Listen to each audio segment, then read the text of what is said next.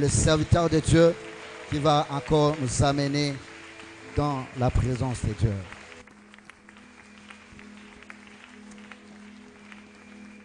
Pendant que nous sommes debout, nous ouvrons nos Bibles dans 1 Samuel, chapitre 10, versets 6 à 7. 1 Samuel, chapitre 10, le verset 6 à 7, nous lisons au nom de Jésus-Christ. Amen. Nous y sommes.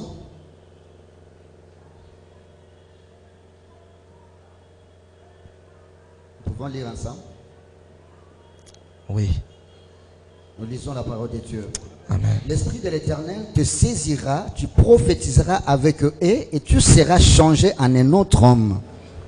Lorsque ces signes auront eu pour toi leur accomplissement, fais ce que tu trouveras à faire, car Dieu est avec toi, parole du Seigneur. Amen. Jean 4, 24.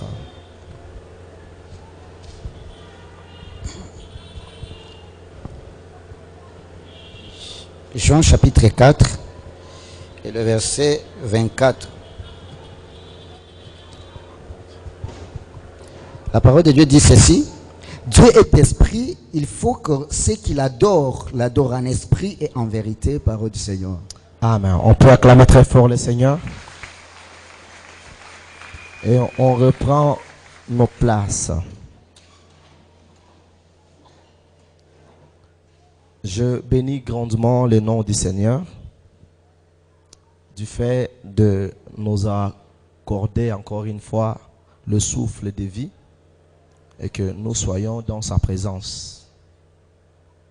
Vous savez, quelque part, Ézéchias, après qu'on lui ait dit qu'il arrange les choses, les affaires de sa maison, car il fallait qu'il meure, il dit au Seigneur, les lits de la maladie ne peut jamais te servir.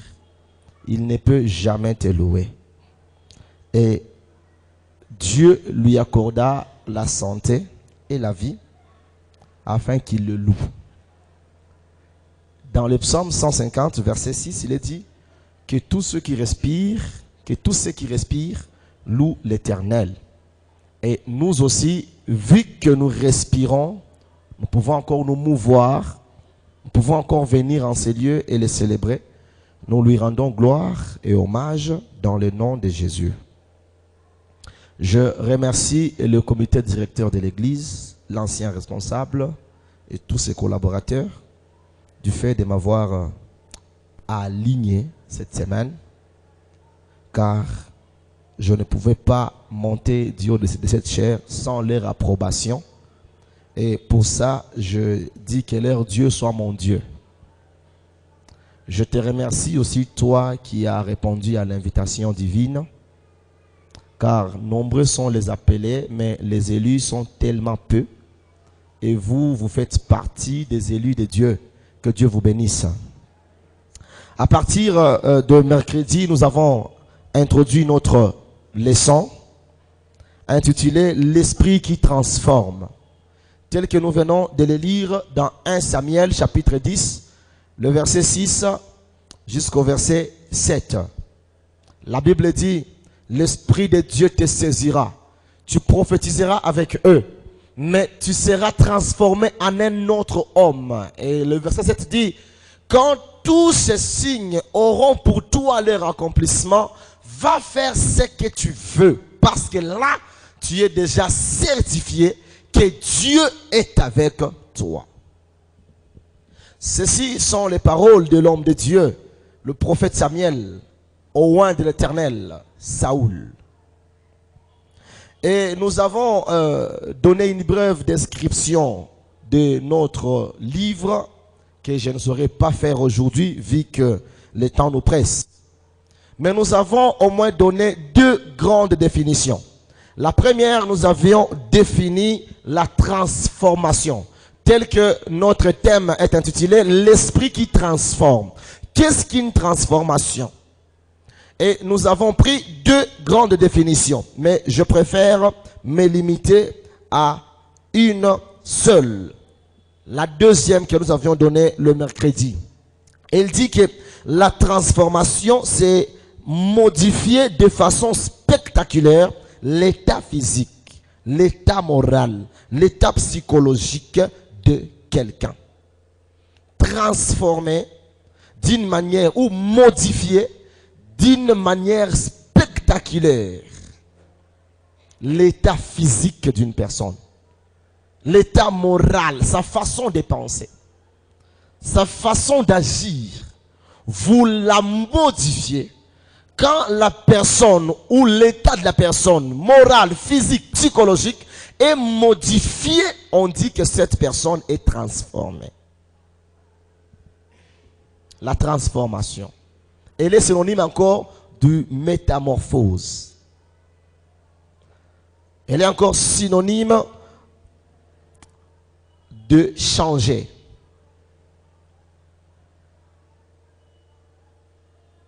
C'est ça la transformation. L'esprit.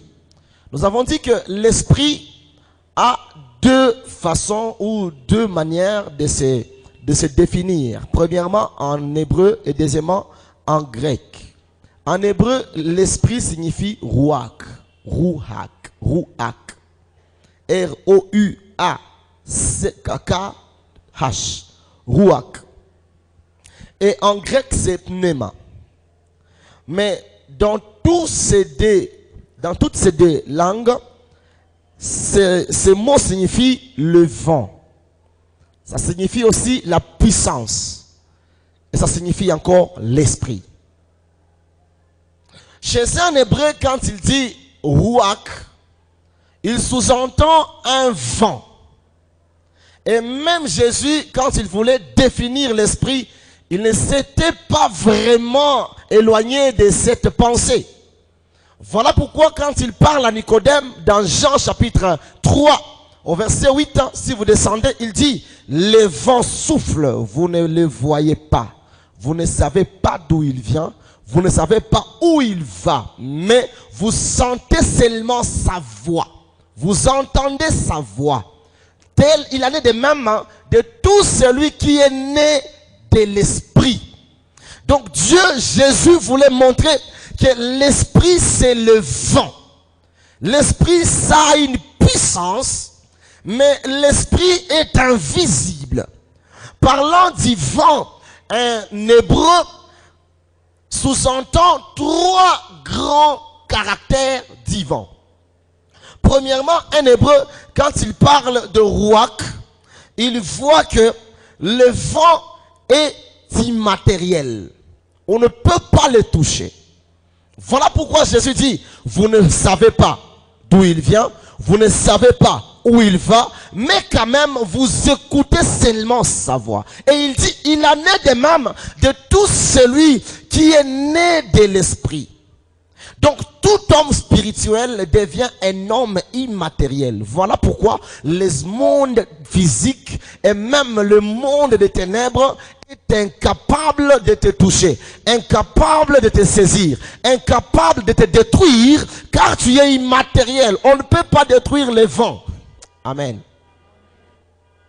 Deuxièmement, non seulement il voit le fait que le vent est immatériel, mais on voit aussi que le vent devient invisible. Il est invisible. Et au-delà de ça, le vent est un mystère. Voilà pourquoi les paroles ou les domaines de l'esprit n'est pas ouvert à tout le monde. Dieu lui-même est un mystère. Pour plusieurs, Dieu est un mystère et il reste un mystère. On ne peut pas connaître Dieu si lui-même ne se révèle pas à vous. Et dans cet angle-là, ils ont conclu trois grandes choses. La première, c'est que le vent est le véhicule de Dieu.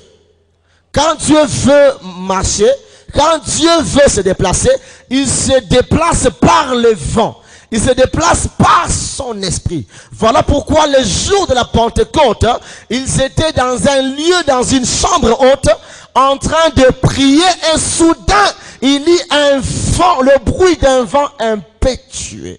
Et ce vent-là véhiculait Dieu. véhiculer la puissance de Dieu, car ces vents-là, c'est sur ces vents-là qui étaient les langues de feu qui étaient venues au-dessus de tout un chacun d'eux. Donc, parlant de l'esprit, nous voyons le véhicule de Dieu. Deuxièmement, ils ont conclu. Et pour cela, vous pouvez lire Psaume 18, verset 11. On dit que Dieu marche sur les ailes du vent. Deuxièmement, ils ont conclu que le vent est un exécuteur de la volonté de Dieu. Dieu avait annoncé sa volonté aux disciples, leur disant, je vous enverrai un consolateur, je vous enverrai un esprit. Mais cet esprit-là, afin qu'il soit effectif dans la vie des gens, c'était le vent qui était venu exécuter la volonté de Dieu. Voilà pourquoi je prie que pendant que je serai en train de prêcher, qu'il y ait un vent qui va visiter ta vie afin d'exécuter toute la volonté de Dieu dans ta vie, et cela dans le nom suprême de Jésus-Christ de Nazareth. Le vent exécute la volonté de Dieu. Pour ça, vous pouvez lire Psaume 148 et le verset 8. Et la troisième chose qu'ils avaient conclu, c'est que le vent ou l'esprit symbolise encore la puissance de Dieu. Quand Dieu veut manifester sa puissance, il la manifeste à travers les vents. Pour ça, vous pouvez lire Job 4, verset 15, et même Ézéchiel 1, verset 4. Nous avons vu que l'Esprit de Dieu, ou le souffle de Dieu, ou la puissance de Dieu, ou la présence de Dieu, c'est d'abord la nature première de Dieu. Avant que Dieu ne soit saint, avant que Dieu ne soit tout ce que vous pouvez lui donner comme qualification, Dieu est esprit. Voilà pourquoi Jésus, parlant à la femme samaritaine dans Jean chapitre 4, le verset 24, il lui dit, Dieu est esprit. Et il est temps que tous ceux-là qui veulent l'adorer le fassent en esprit et en vérité. Parlant de l'esprit et de la vérité, il voulait parler des deux grandes qualifications de Dieu qui font de lui ce qu'il est. Il est l'esprit transformateur car il est esprit, et deuxièmement, il est la vérité. Ce qu'il déclare doit porter chair. Ce que Dieu dit, c'est ça la vérité. Il y a une chanson de la chorale qui dit, la réalité c'est ce que l'on voit. Et c'est ce que l'on vit. Mais la vérité, c'est ce que Dieu dit. La vérité, c'est ça la parole de Dieu. Dieu est esprit parce qu'au commencement, quand Dieu s'était révélé, premièrement, à un prophète qui allait écrire sa prophétie, donc à Moïse, Dieu lui montra que pendant que la terre était informe et vide, il y avait du chaos sur la terre, il y avait du ténèbre sur la terre, l'esprit de Dieu s'est mouvé au-dessus des eaux. Et avec l'esprit de Dieu, il y avait aussi la vérité, car lorsque Dieu avait déclaré la première parole, la création ou le processus de création s'était mis en marche. Je me dis que lorsqu'il y a l'esprit de Dieu, la transformation est effective. Sans esprit, il n'y a pas de transformation. Le même esprit avait opéré à travers plusieurs personnes dans l'Ancien Testament. Voilà pourquoi vous allez voir les gens comme Bezalel. La Bible dit que Dieu lui avait mis son esprit afin qu'il ait la capacité de faire plusieurs ouvrages artistiques et même de concevoir et de monter l'arche d'alliance. C'était Bezalel qui avait monté l'arche d'alliance. Mais par quoi? Par l'Esprit de Dieu qui lui avait donné la sagesse de faire toutes les œuvres artistiques. Ce même esprit avait travaillé avec des Samsons. Il leur donne la force de battre et de combattre. Ce même pouvoir avait travaillé avec les gens comme Gédéon. Des peureux, mais quand l'esprit entre en eux, ils deviennent des héros. Alléluia. Ce même pouvoir avait travaillé avec les Joseph, avec les Daniel. Des hommes de même nature que nous, mais ils deviennent capables de déchiffrer et même d'expliquer toutes sortes de rêves. C'était l'esprit de Dieu. Ce même esprit avait donné à David non seulement la force de vaincre Goliath, et même les vertus du roi. Lui qui était un berger, égaré dans la forêt. Personne ne pensait à lui. Personne ne faisait mention ni cas de lui. Même sa famille lui avait oublié. Mais lorsque l'Esprit de Dieu était en lui, il avait reçu toutes les vertus d'un roi puissant. Et jusqu'à présent, il n'y a jamais eu de roi fort et puissant dans l'histoire d'Israël comme David. Pourquoi? Il était loin de l'Esprit de Dieu. Si l'Esprit de Dieu fait son entrée dans ta vie, tu dois nécessairement être changé en une autre personne. Ce même esprit avait fait beaucoup de choses, mais son œuvre la plus ultime dans l'Ancien Testament était celle d'inspirer les prophètes afin qu'ils écrivent la parole inspirée de Dieu qui est la Bible. C'est à travers l'œuvre de l'esprit que les hommes sont inspirés et écrivent ce qui est nécessaire pour nous aujourd'hui.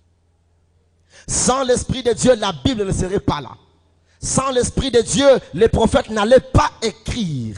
Voilà pourquoi Pierre dit, c'est poussé par l'Esprit de Dieu. 2 Pierre, chapitre 1er, verset 21. C'est poussé par l'Esprit de Dieu que les hommes ont parlé de la part du Seigneur Jésus.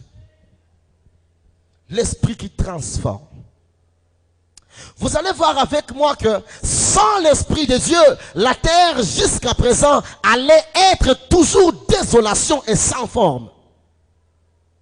Mais toute cette transformation, si aujourd'hui nous pouvons nous réjouir sur terre, si aujourd'hui nous pouvons voir des dénivellations, des montagnes, des plaines, des collines, c'était grâce à la présence de l'Esprit de Dieu qui s'est mouvé dans la désolation et même dans les ténèbres de la terre.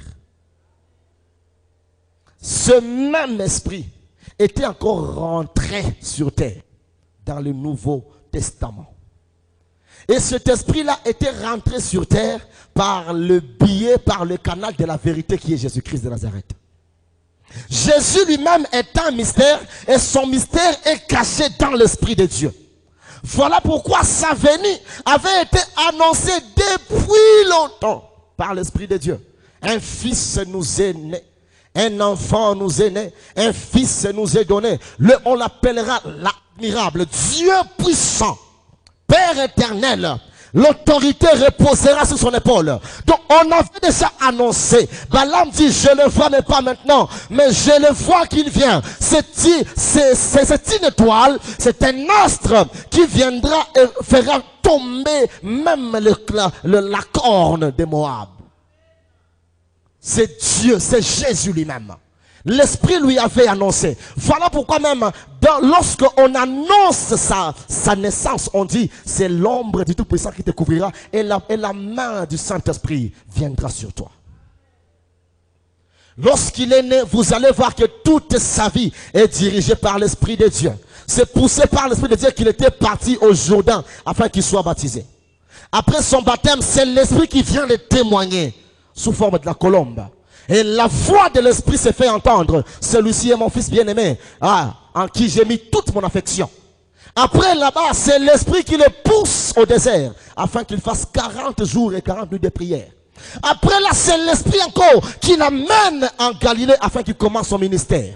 C'est l'Esprit qui l'amène et qui l'anime à opérer des signes, miracles et prodiges et faire un grand ministère de 3 ans et demi qui a fait de toi et moi enfant et fils légitime du Dieu puissant. Et c'est l'Esprit qui lui donne même la force d'affronter la mort. C'est l'esprit encore qui le ressuscite des morts.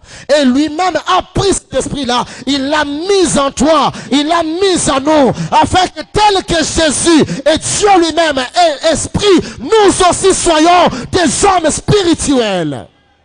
Voilà pourquoi Paul dit, un homme spirituel, il n'est pas jugé, mais lui juge tout, juge de tout. Mais les hommes charnels, eux sont jugés déjà, car ils ont refusé la parole de vie, qui est Jésus-Christ de Nazareth.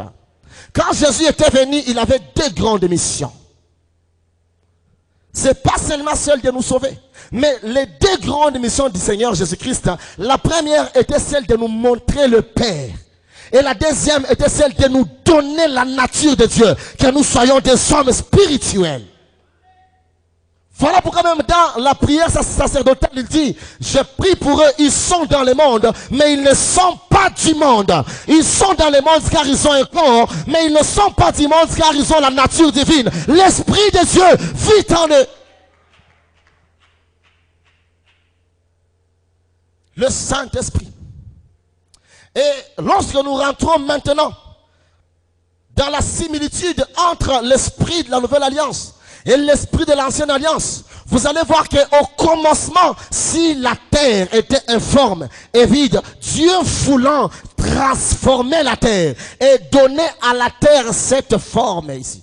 Tout le monde sait que la terre a une forme ovale. Pourquoi? Alors qu'elle était informe. Quand l'Esprit de Dieu était entré en œuvre, il avait donné à l'informe une forme. Peu importe la situation de ta vie, maintenant là tu es informe et vide, mais quand l'Esprit de la transformation entre à toi, il te donne une forme et le monde peut maintenant apprécier ta vie, car l'Esprit créateur va créer une forme à celui-là qui n'a pas de forme.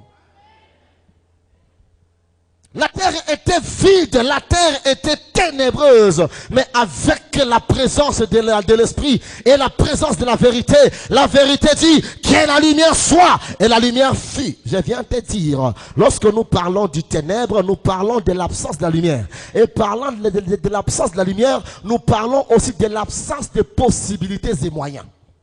Mais malgré que tu es dans les ténèbres, laisse-moi te dire que Dieu de la transformation, l'Esprit de Dieu est en œuvre dans le nom suprême de Jésus-Christ, qui est la vérité. Dans l'absence de tes solutions, Dieu apportera la lumière, un moyen par lequel tu trouveras le chemin par lequel tu sortiras. Dans la nouvelle alliance, l'humanité perdue dans le péché, l'humanité déjà condamnée.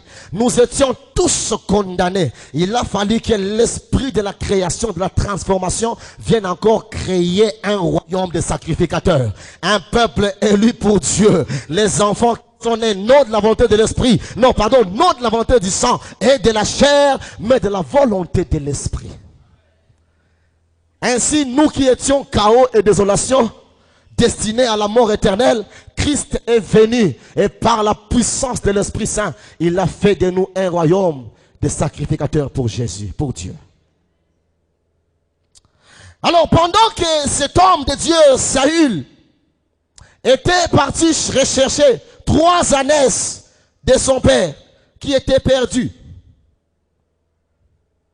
après 3 jours de marche sans pour autant retrouver ces choses, son serviteur lui dit, allons voir un voyant. Ils étaient partis voir Samuel. Arrivé chez Samuel, Dieu lui avait déjà dit que voilà l'homme que je t'ai dit. Arrivé chez Samuel, lui cherchait seulement des ânesses. Mais Samuel lui dit, non papa, ne t'inquiète pas au sujet des ânesses, car elles ont été trouvées. Mais à qui est réservé toutes les choses précieuses d'Israël? N'est pas à toi et à ta famille. J'aime bien la réponse de Saül. 1 Samuel 9, verset 20. Il dit ceci.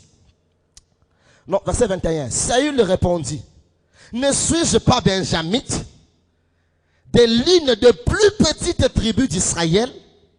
Et ma famille n'est-elle pas la moindre de toutes les familles de la tribu de Benjamin? Pourquoi donc tu me parlais de la sorte? Et donc dans sa pensée, il ne pouvait même pas imaginer qu'un jour, il allait être roi et que toutes les choses précieuses d'Israël allaient lui appartenir à lui. Voilà pourquoi dans 1 Corinthiens chapitre 2, verset 2, si vous lisez une bonne version française, dit ceci. Et c'est pourquoi le livre saint déclare qu'il y a des choses que l'œil n'a jamais vues, que l'oreille n'a jamais entendues. Ces choses-là ne sont même jamais montées dans la pensée humaine. Et ces choses-là, Dieu les a préparées à ceux-là qui ont l'amour pour lui. Tu es là, il y a des choses que ton œil n'a jamais vues. Il y a des dimensions d'élévation que ton oreille n'a jamais entendues.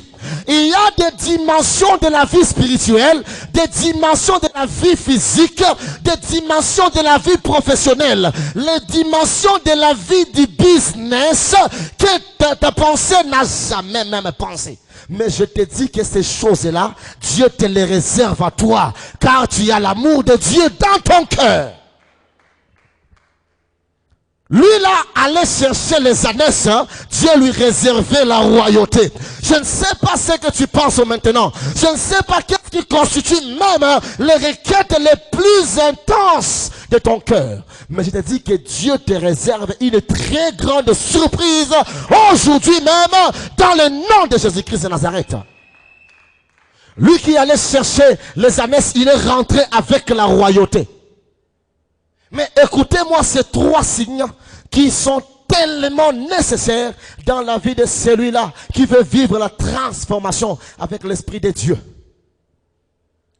Premièrement, si vous lisez le verset 1er du chapitre 10, il est dit que David prit, Samuel prit une fiole d'huile et il oint le serviteur de Dieu. Et après il lui dit, n'est-ce pas que Dieu vient de t'établir maintenant sur son peuple?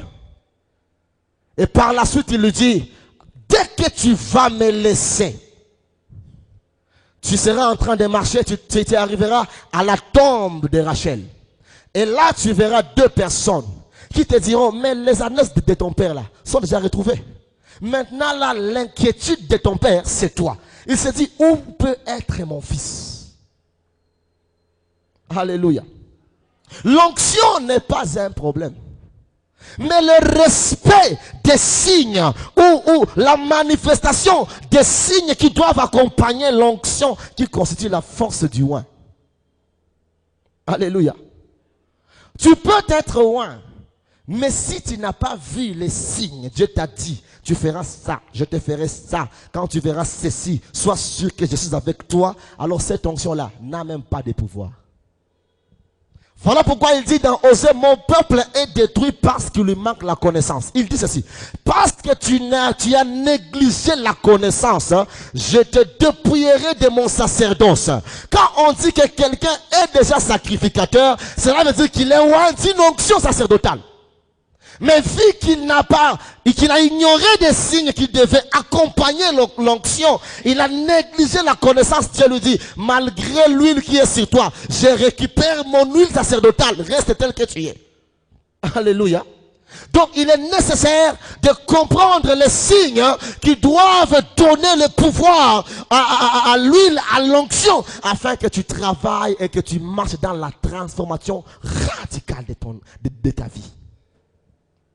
Il lui dit, quand tu vas voir ces gens-là, ça sera le premier signe. Et je dis ceci, Saül l'a dit lui-même, je suis de la tribu de Benjamin.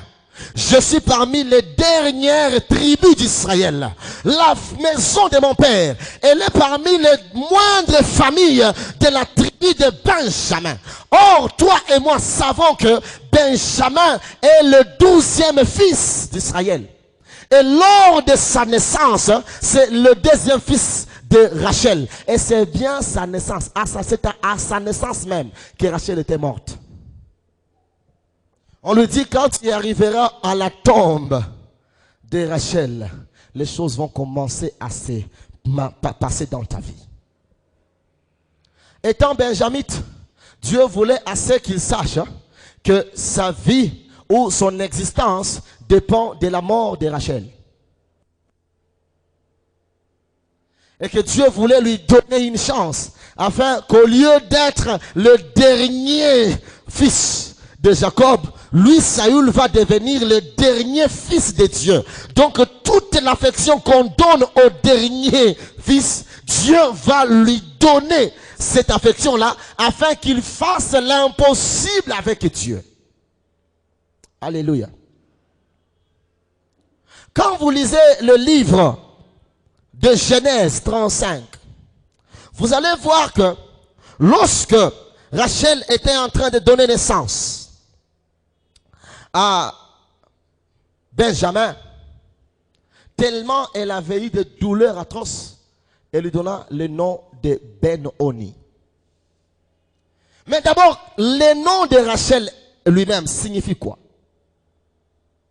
Pour ceux-là qui ont fait des bonnes études théologiques, en hébreu, Rachel signifie brebis. Rachel, c'est une brebis.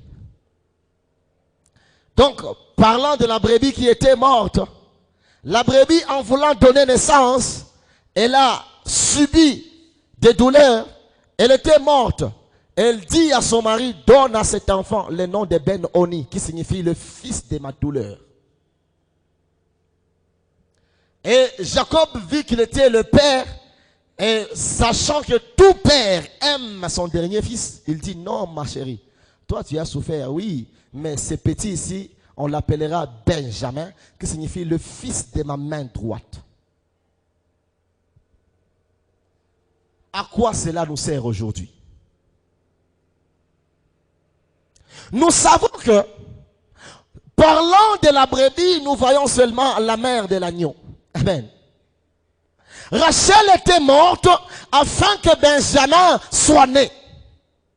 Mais nous aussi dans la nouvelle alliance, il y a un agneau qu'on appelle l'agneau pascal, l'agneau de Dieu qui ôte les péchés du monde, Jésus-Christ de Nazareth, qui un jour était mort afin que l'église que toi et moi nous sommes puissions voir vie sur terre. Rachel était morte par la douleur et ma Bible me dit que l'église était née pendant que Jésus, sous la douleur, disait « Oh, j'ai soif !» On lui avait amené le vinaigre. Et pendant qu'il était agonisant, il voulait mourir. On est venu, on l'a troué la côte. Et pendant qu'on trouait la côte, l'eau et le sang étaient coulés. Et c'est là que toi et moi avons vu naissance. L'église est née parce qu'il y a un Christ qui est mort. L'église est née parce qu'il y a un agneau pascal qui s'est donné lui-même. Pour Jésus, le jour de notre naissance était le jour où un fils de la douleur, un Ben-Oni, était en train de voir naissance. Toi et moi, si nous voulons vivre la puissance de la transformation de l'esprit, nous devons toujours avoir gardé à cœur qu'un jour, l'agneau de Dieu avait pris notre place. Il avait accepté de mourir pour nous, afin que toi et moi soyons appelés filles et fils du royaume de Dieu. Si Jésus avait accepté de faire tout cela, ce n'était pas seulement à cause de son amour pour nous, mais c'était à cause de la volonté de Dieu. Car c'est Dieu qui avait commencé par tuer un agneau dans le jardin d'Éden afin de couvrir la nudité de son dernier fils qui est Adam. Et à travers cela, ces hommes-là, Samuel dit à Saül, quand tu vas arriver là-bas, là où Jacob avait érigé un monument. Jacob était le mari de la brebis qui est Rachel. Mais pour nous, qui avait amené Jésus à la croix, c'était Dieu lui-même, notre Père, qui nous a aimés. Et lorsque Jésus mourait, agonisant, il mourait dans la douleur. Il se disait, cette église, c'est vraiment un enfant de la douleur. C'est un Ben-Oni. Mais Dieu dit, non, non, toi-même Jésus, va dans la tombe. Mais le troisième jour, mon esprit te ressuscitera et il te donnera un nom qui est au-dessus de tout nom. Afin qu'au nom de Jésus, tous genou fléchissent et toute langue confesse que Jésus-Christ est Seigneur pour la gloire gloire du Père. Et à sa résurrection, toi et moi, qui étions des Benoni, Dieu nous a changés. Il nous a donné le nom de Benjamin, qui signifie le fils bien-aimé, le fils qui doit s'asseoir à la droite du Père. Salut ton voisin, dis-lui, je suis à la droite de Dieu. Nous sommes à la droite de Dieu. Parlant de la droite, nous voyons la longévité. Nous voyons l'immortalité. Nous sommes immortels. Nous vivrons éternellement parce que nous sommes à la droite. Parlant de la droite, nous voyons le pouvoir et l'autorité. Voilà pourquoi dans Psaume 110, le verset premier, il est écrit: voici la parole de l'Éternel en bon Seigneur. Le Seigneur a dit, assis-toi à ma droite, afin que je fasse de tous tes ennemis. Alors tous tes ennemis t'ont marché-pied. Je viens de dire à quelqu'un ce matin, à dater de maintenant, considère-toi comme un immortel. Considère-toi comme quelqu'un qui doit régner. Considère-toi que tous tes ennemis sont en marche-pied, car toi tu n'es pas un vainqueur, mais tu es un plus que vainqueur. Et Dieu dit, arrivé là-bas, chez nous, pour nous aujourd'hui, ce monument-là, cette tombe de Rachel, constitue pour nous la croix de Jésus. La vie chrétienne commence à Golgotha. La vie de Jésus, la vie chrétienne commence avec la mort de Jésus. Voilà pourquoi lui-même dit, quand vous vous approchez de la table du Seigneur, vous annoncez ma mort et ma résurrection jusqu'à ce que je revienne. Tu veux vivre la transformation, assure-toi que tu es bâti sur l'œuvre de Golgotha. Et Paul, parlant de cette œuvre, il dit, chez les païens, lorsque nous parlons de la prédication de la croix, c'est une folie pour eux. Mais chez nous, c'est ça la puissance même. Il fait de nous des intouchables. L'œuvre de Golgotha. Et il lui dit, là-bas tu trouveras deux personnes qui te parleront de la pensée de ton Père. Tu ne peux jamais comprendre la pensée de ton Père céleste. Tu ne comprendras jamais la pensée de Dieu si tu n'es pas battu sur le fondement des apôtres et des prophètes. Voilà pourquoi ces deux personnes-là représentaient les deux parties du fondement chrétien.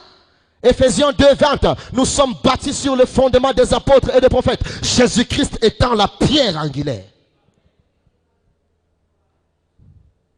Commence par ce premier signe ici. Bâtis-toi sur le fondement des apôtres et des prophètes. C'est le seul fondement qui te parle de la pensée de Dieu. Tu ne verras jamais la pensée de Dieu dans la quatrième dimension de Yungisho. Non. Tu ne la verras pas dans la délivrance et la puissance de Jimmy Swaggart. Non. Tu la verras dans la Bible qui est le fondement de la pensée de Dieu. Alléluia. C'est ça la volonté de Dieu.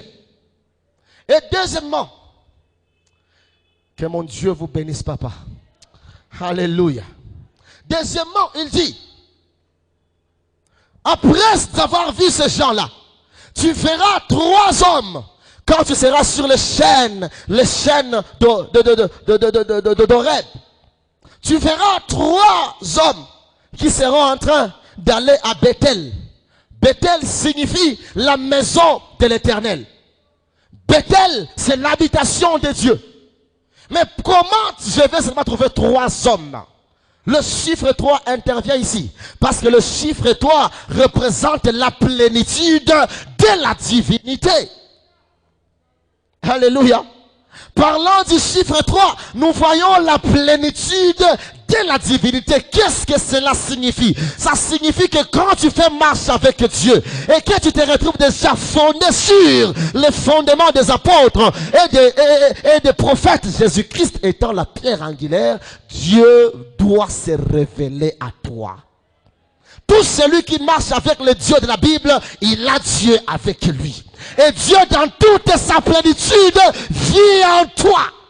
Voilà pourquoi la Bible dit que ces trois hommes, le premier avait 3 chevrons avec lui.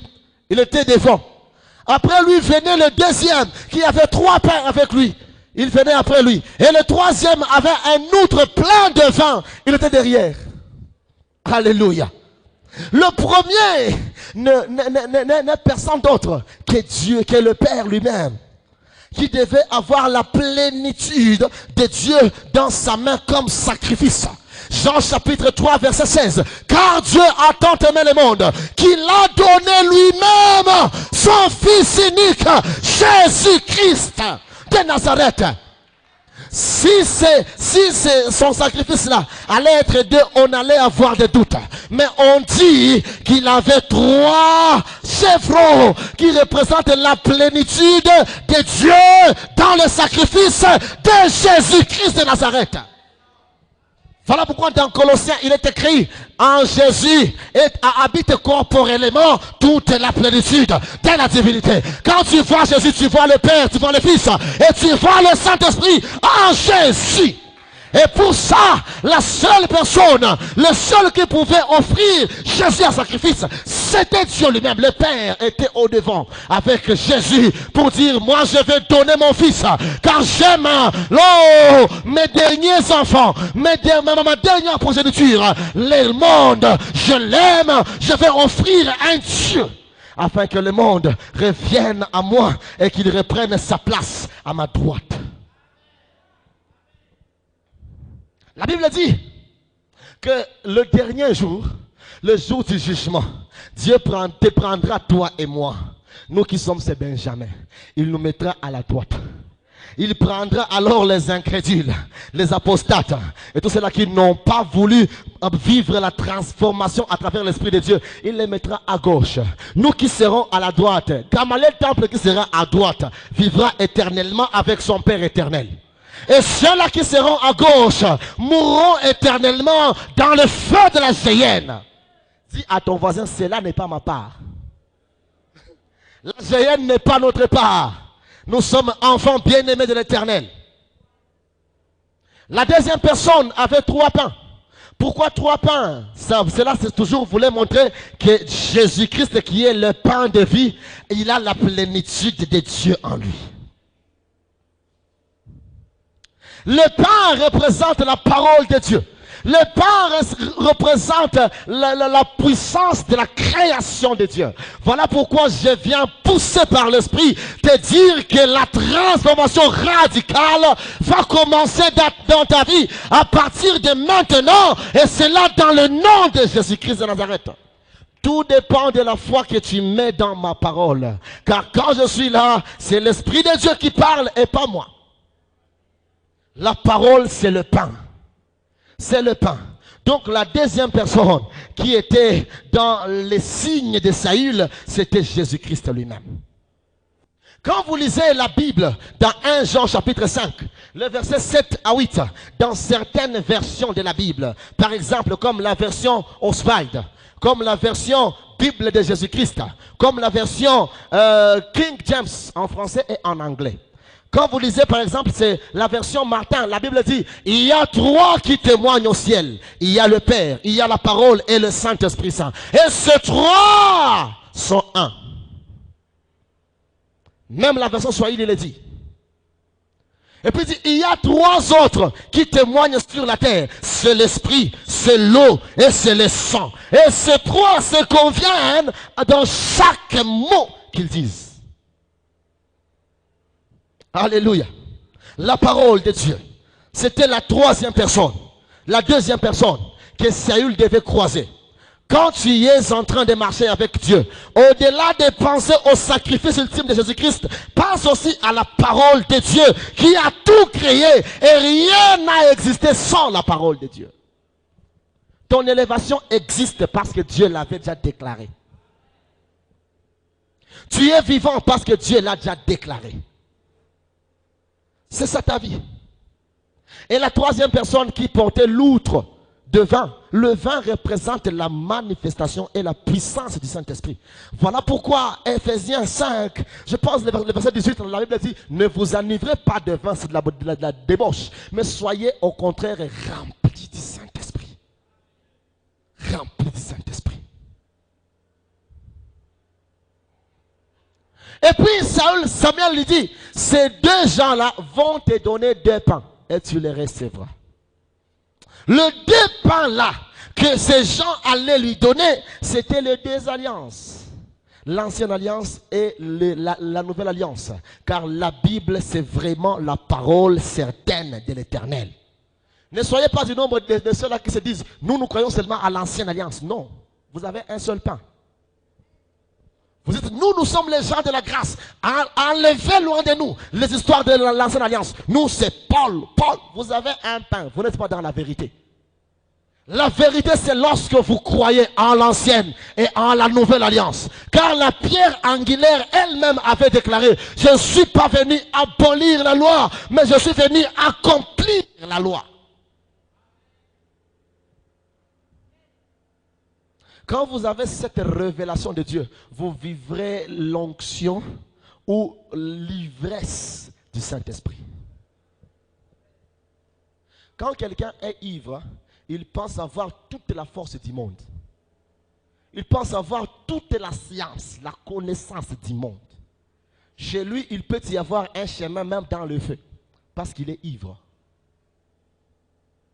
De la même manière, Dieu veut nous voir remplis, ivres du Saint-Esprit, afin que nous soyons en train de voir solution là où il y a des difficultés. Car ayant l'Esprit Saint en abondance, nous savons que rien n'est impossible à Dieu et tout est possible à celui qui croit. Si quelqu'un a l'Esprit de Dieu en lui, il sait que rien ne m'est impossible.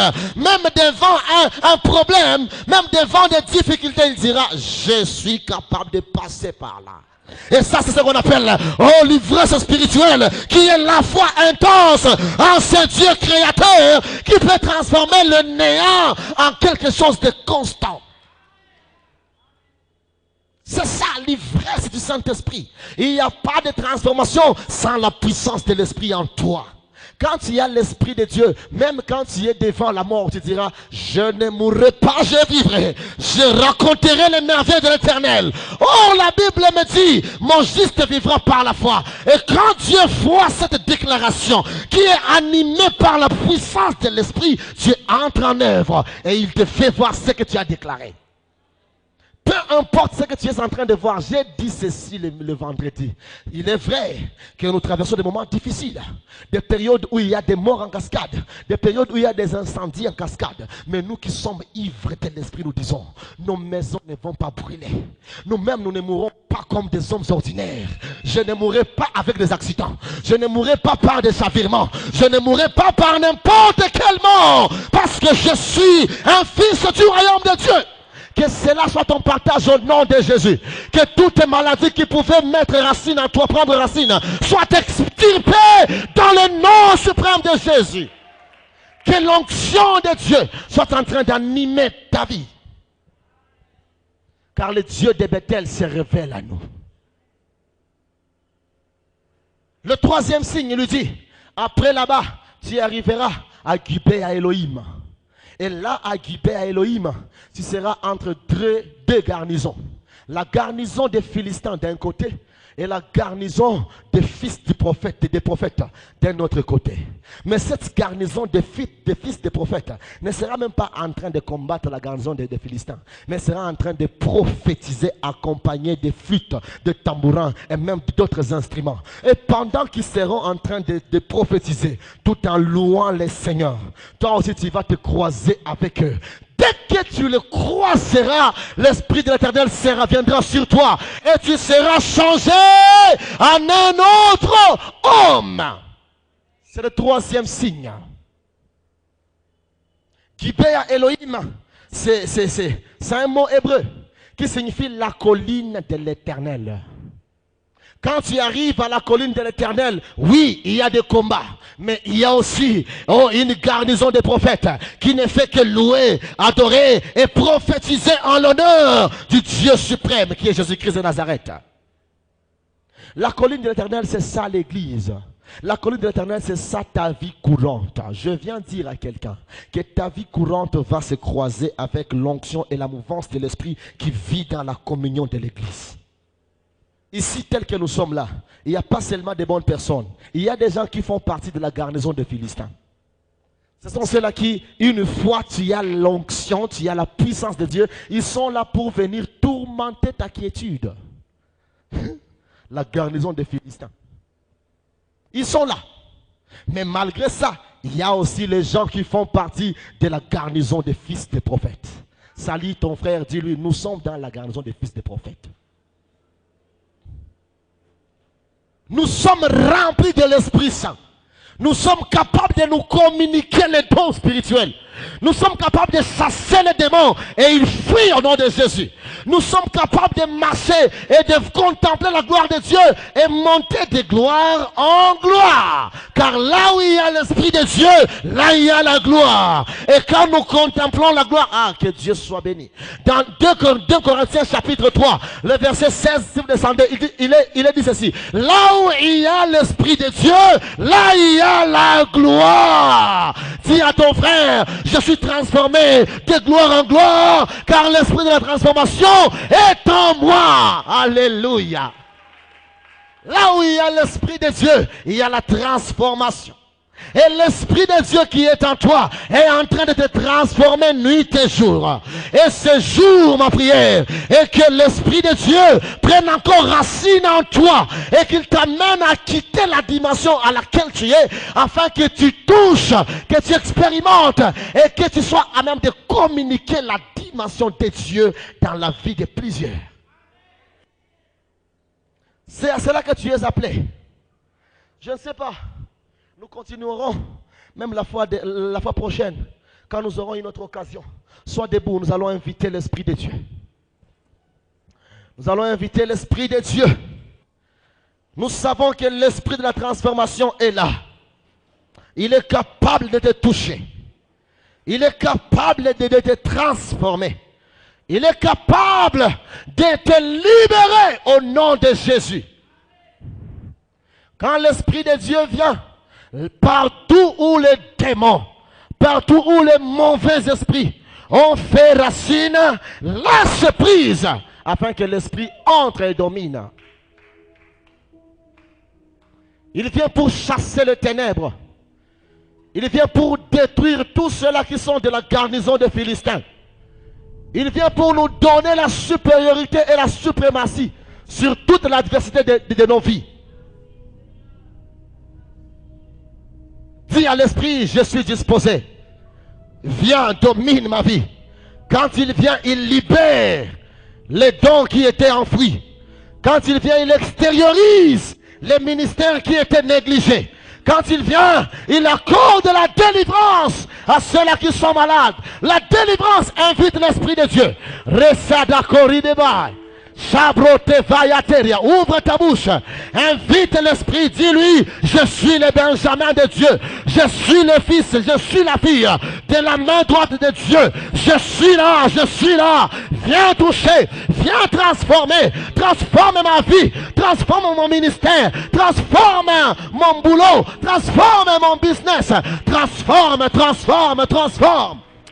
Ah Jésus, oh Jésus. Oh Jésus, toi qui nous prends, Seigneur, il y a ceux-là qui dans leur pensée, ils ne pensent même pas à la grandeur. Mais je viens te dire, l'Esprit connaît tout. L'Esprit sonde même la profondeur de Dieu. Dieu a un plan merveilleux pour ta vie. Et ce jour, ce plan-là est en train de porter chair dans ta vie. Dans le nom suprême de Jésus. Reçois le feu de Dieu. Reçois le feu de Dieu. Reçois les vents. Reçois la mouvance du Saint-Esprit. Dans le nom de Jésus. Je chasse les ténèbres. Je chasse les ténèbres. Je chasse les ténèbres. Je chasse les ténèbres. Je chasse les ténèbres.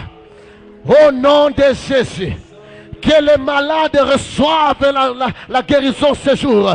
Dans le nom de Jésus. Toi qui es entouré par l'adversité, je déclare que tes ennemis sont tombés aujourd'hui dans le nom suprême de Jésus. Vis le témoignage de Dieu. Vis le témoignage de ta vie. Vis le témoignage de ton ministère. Vis le témoignage pour cette année. Que les miracles te localisent et te touchent au nom de Jésus. Que les miracles, les surprises de Dieu te localisent. Recadabosé de pro. L'Esprit est en œuvre ce jour. L'Esprit est en train de toucher ce jour. Sois touché, sois touché. Sois touché, sois touché. Sois touché, sois touché.